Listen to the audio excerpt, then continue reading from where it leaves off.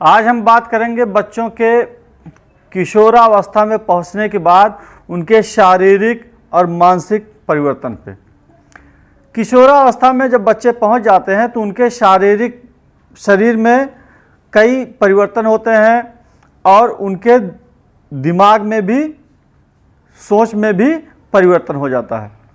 जैसे जब लड़के बड़े होते हैं तो उनकी आवाज़ें मोटी हो जाती है, उनको दाढ़ी मूंछ आने लग जाती है और इस उम्र में बच्चे प्रायः विपरीत लिंग के प्रति आकर्षित होना प्रारंभ कर देते हैं। और यह विपरीत लिंग के प्रति जो आकर्षण है, यह आकर्षण कभी कभी बहुत खतरनाक साबित होता है। और यह इसलिए होता है कि वह भावनाओं में बह करके और इस आकर्षण को प्यार समझने लगते हैं, मोहब्बत समझने लगते हैं। और यह प्यार मोहब्बत की जो सोच होती है वो उस भावनाओं में बह करके समझते हैं कि मेरी पूरी दुनिया यही है और मुझे इसके लिए मर मिटना चाहिए।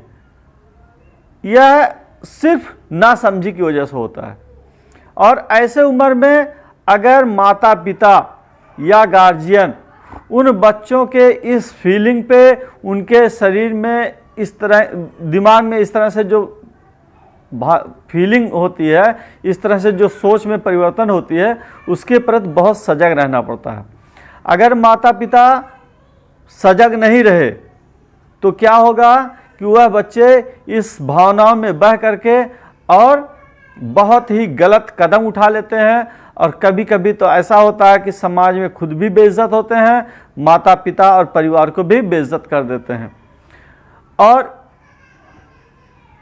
अक्सर जब बच्चों के घरों से इस मामले में सपोर्ट नहीं मिलता है, माता पिता इसका विरोध करते हैं कि ये सब भावनाएं हैं, ये फीलिंग है, ये सब गलत बात है, तो वही बच्चे क्या होता है कि घर छोड़ करके भागने का फैसला करते हैं और बच्चे पराया भाग भी जाते हैं। कुछ बच्चे ऐसे भी होते हैं कि माता पिता उस बच्चों के दिमाग में चल रहे फीलिंग या उनकी सोच के अकॉर्डिंग जब नहीं होते तो बच्चों में माता पिता के प्रति क्या होता है, दूरियां बढ़ने लग जाती हैं और माता पिता उसके लिए बच्चों को डांट फटकार करते हैं और ऐसी स्थिति में बच्चे घर छोड़ के भाग जाते हैं। और भागने की स्थिति ये होती है कि माता पिता घर पे, गार्जियन अभिभावक घर पे परेशान है और बच्चा जहाँ जाता है वो वहाँ परेशान रहता है और दर दर की ठोकरें खाने पे मजबूर हो जाता है। इसके बचाव के क्या रास्ते हैं? उसके रास्ते ये हैं कि अभिभावक को, गार्जियन को चाहिए कि इस उम्र में बच्चों के साथ कुछ ना कुछ वक्त बिताएं, उनके साथ बैठ के बातें करें और उनकी सोच पे रीड करें कि उनके दिमागों में क्या चल रहा है। कहीं ऐसा तो नहीं कि वो बच्चा आपसे दूर रहना पसंद करता हो, एकांत में रहना पसंद करता हो, या वह ज़्यादा देर बातें करता हो, या रात में देर से आता हो। तो ये सारी चीज़ें हैं जो इस बात के लक्षण हैं कि बच्चे कहीं ना कहीं गलत कदम पे चल रहे हैं।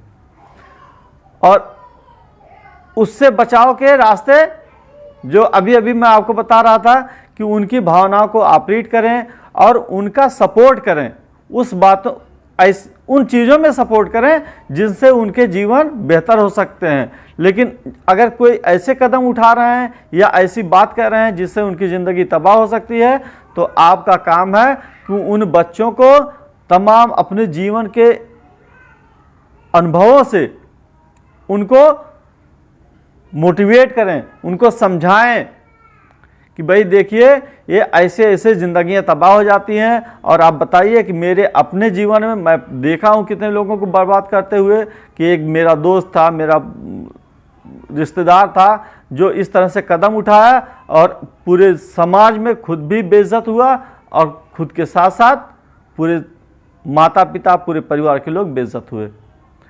तो मेरे भाइयों, यह उम्र बहुत ही नाजुक उम्र होती है।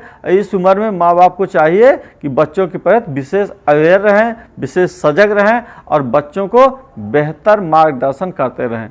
अगर थोड़ी सी लापरवाही हुई तो बहुत ही महंगा पड़ सकता है, और इतना महंगा कि आपके जीवन भर की कमाई और जीवन भर के अरमान पल भर में चकनाचूर हो जाएंगे। तो मेरा आपसे निवेदन है कि इस पर विशेष ध्यान दें।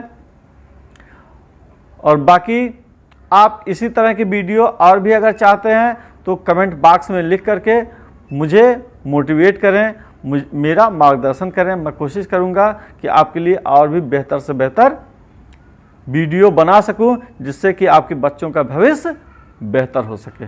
धन्यवाद।